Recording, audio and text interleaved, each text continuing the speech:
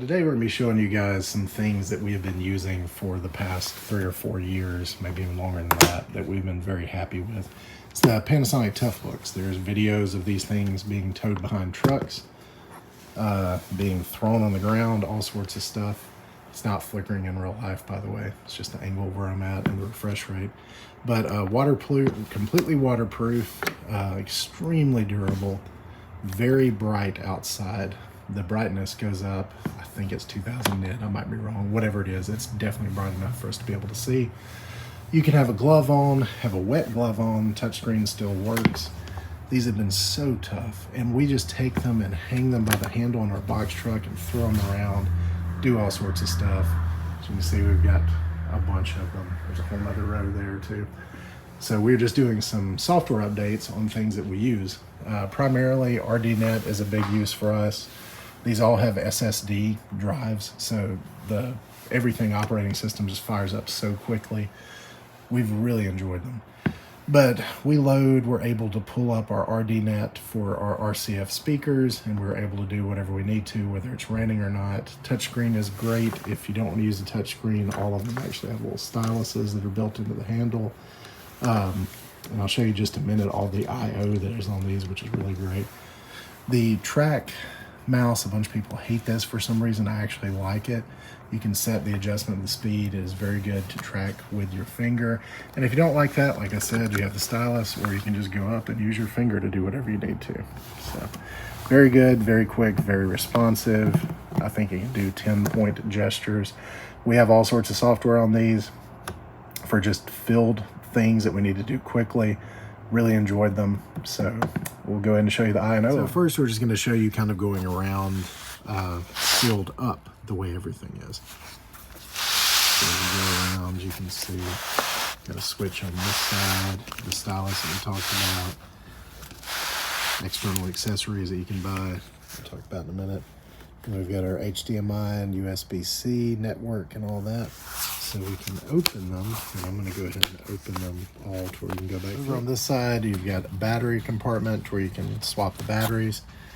This is kind of an accessory slot, so you can end up putting all sorts of things in here. We choose to put DVD/CD, just in case people are still traveling with that for tracks, and they do, which is amazing to me.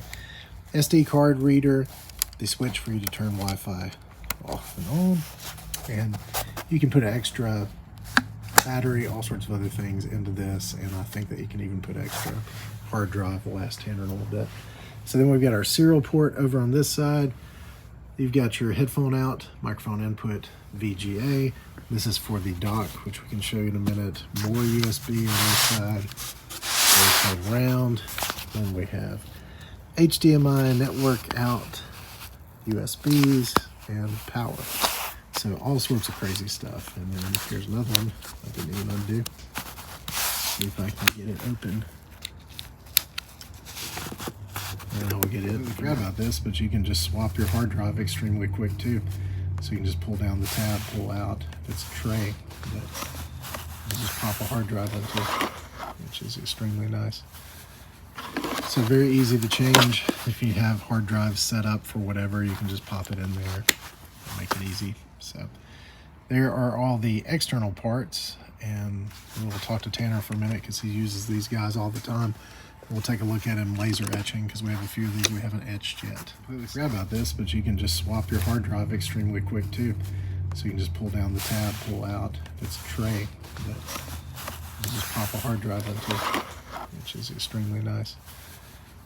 So very easy to change. If you have hard drives set up for whatever, you can just pop it in there and make it easy. So there are all the external parts, and we'll talk to Tanner for a minute because he uses these guys all the time. We'll take a look at him laser etching because we have a few of these we haven't etched yet. All right, so we're about to laser etch this guy, and since it is magnesium, it's a little bit interesting. But as it does it, Tanner can tell you a few things that he likes/dislikes about these. It's a very robust computer. I do like the battery life on them has been great. Mine will stay charged and standby for months at a time. Trackpad's a little small, wish it was a little bigger, but it's fine. It's still got the scroll wheel on the right side. They're a little heavy for carrying around daily, but the handle makes it great. But they're just cool computers. They're very cool, and they've been very tough for us. Easy to engrave. We did figure out if you go a little bit too tough on the engraving, it'll start to bubble up, and it goes right back down. And you can kind of see it's bubbling up just a little bit on this one, but it does go back down. So pretty cool. He has a swappable hard drive in conjunction with his hard drive. So how do you end up selecting that on yours? It just auto-selects. It has both. That's cool. It just shows up as a D drive. That's pretty sweet. And I'll show you that accessory that he had bought on this one. This one that he personally carries. It just goes in where we have the DVD burner / CD burner drive.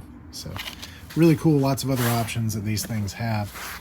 We have just had incredible luck with being able to let these things get wet, get beat around, be in super hot environments. There is a heater for the hard drive, so it fires right up when it's really cold. This one is actually off, so we're going to turn it on and show you how long it takes to boot up. So completely off, not in any type of screensaver mode or anything.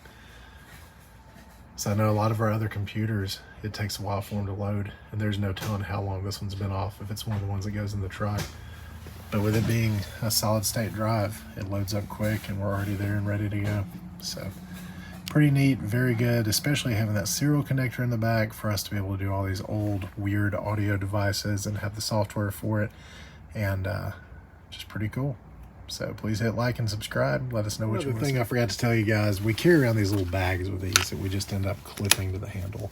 So inside of those we have some USB A to B, HDMI, serial to MIDI, more A to B, USB-C to A network, and then serial cables with the adapters to do female to female, male to male, male to female, whatever, and the power supply.